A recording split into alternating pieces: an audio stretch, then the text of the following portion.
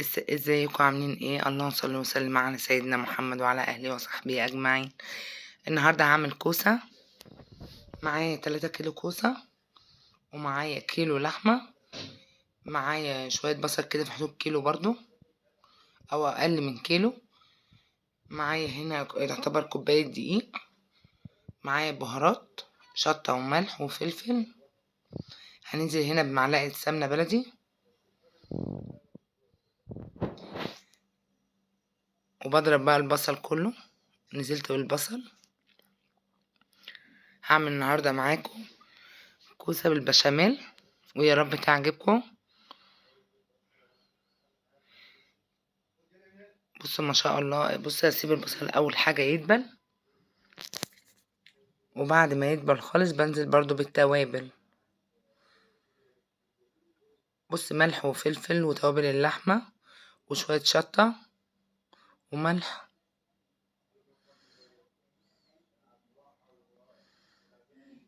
بقلبها كويس بقى مع البصل.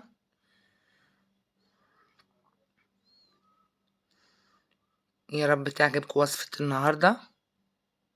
وبنزل بشويه زيت عشان اشوح بقى الكوسه. بنزل بالكوسه كلها الاول، بس اول حاجه انزل بالتوابل.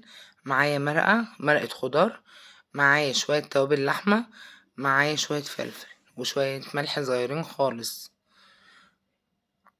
ونزلت بالكوسه. انا غاسله الكوسه ومقطعاها كلها.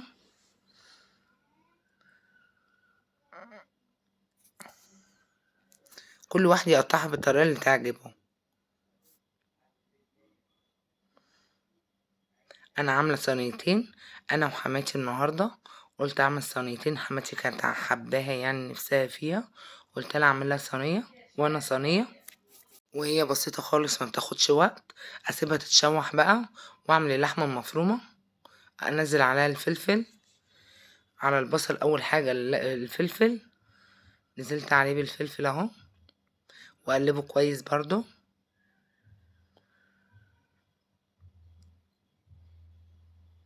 وبعدين بقى انزل باللحمه. اللحمه كلها انزلها. انا اللحمه دي كنت جايبها بلدي، وقلت له دهن لي، قطع لي حته دهن كويسه عليها. يا رب يعجبكم فيديو النهارده، ولو عجبكم اعملوا لايك واشتراك في قناه يوميات بيت العيله.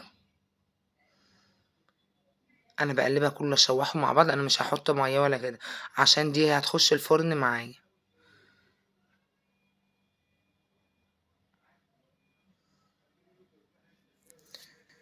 بس انا عندي الكوسه دي محدش بيحبها غير انا وجوزي وعيالي. عيالي ما بيحبهاش قد كده، انهم مش واخدين عليها يعني ما بيحبوهاش.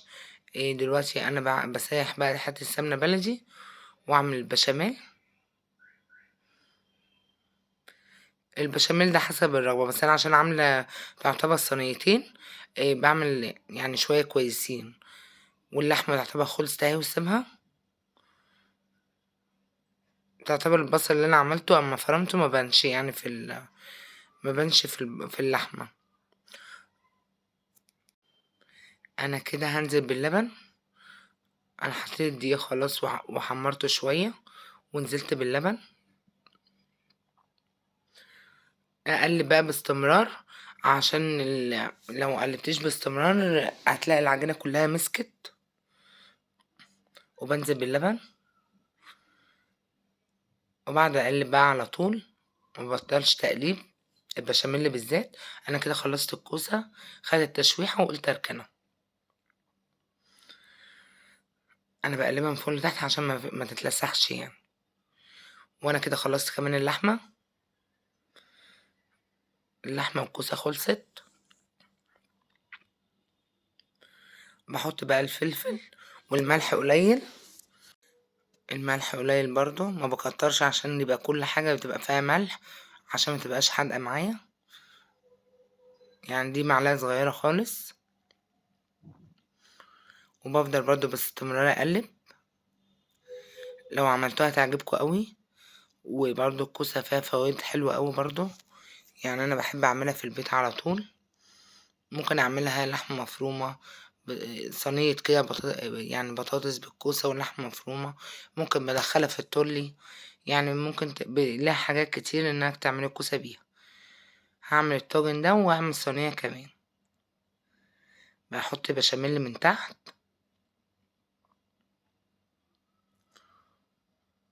وبعدين بحط بقى رق كوسة.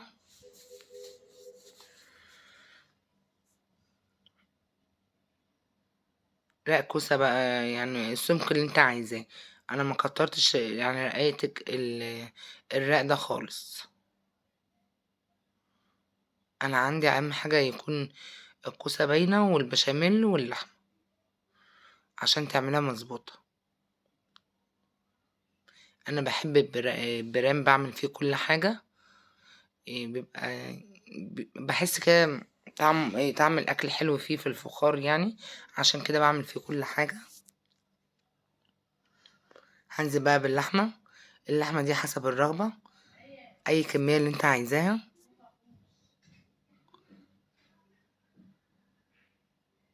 اغطي بس الكوسة كلها الاول. بص انا خلاص كده غطيت الكوسة. واعمل رق تاني كوسة بس بعد ما احط البشاميل. بنزل بقى بالبشاميل حبة صغيرين، ما بكترش. بس كده. انزل بالكوسة.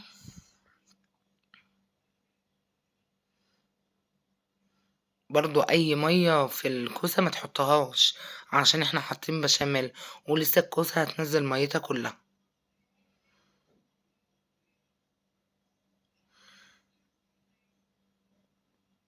انا كده هننزل بقى باخر حاجة في البشاميل وادخلها الفرن. يا رب تكون عجبتكم وصفة النهاردة. هي جميلة وسهلة خالص. يلا يا جماعة، اللي ما عملش لايك يعمل لايك واشتراك في القناة، قناة يوميات بيت العيلة، عشان يوصلك كل جديد. كان الاكل بيتعمل اسهل ما يمكن. انا بحب كل شويه اغير في الاكل. انا كده حطيت اول واحده، هعمل التانية برضو. جبت صينيه وحطيت برضو بشاميل من تحت.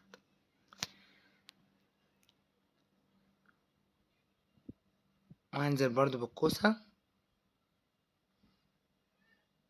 اللحمه برضو حسب الرغبه.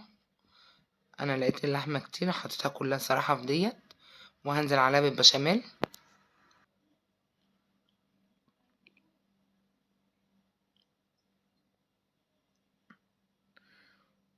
وهنزل برضو بالكوسه، بقيت الكوسه والبشاميل اللي فوقيها برضو. وبدخلها في فرن. انا ما بحطش اي حاجه على الوش، ولا بحط بضايه ولا الكلام ده كله. هي بقى الوش بيتحمر لوحده. بصوا ما شاء الله جميله ازاي. وطلعتها بقى تبرد شويه. بص عامله ازاي. وعملت رز ابيض. دي لسه شويه. الصينيه التانية البرام.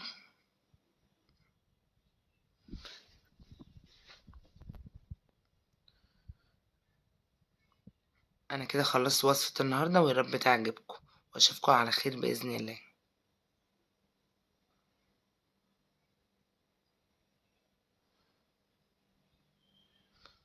الف هنا وشفا. انا كده خلصت الصينيه التانية البرام. انا خلصت. انا مش عارفه جايه معايا صينيه ليه. لا بس هو برام. انا كده خلصته خلاص. بصوا ما شاء الله الحاجه جميله ازاي. ولو عملتوها طعمها جميل وهتعجبكم قوي. واشوفكم على خير ان شاء الله. اعملوا اشتراك في قناه يوميات بيت العيله عشان يوصلوك كل جديد. مع السلامه.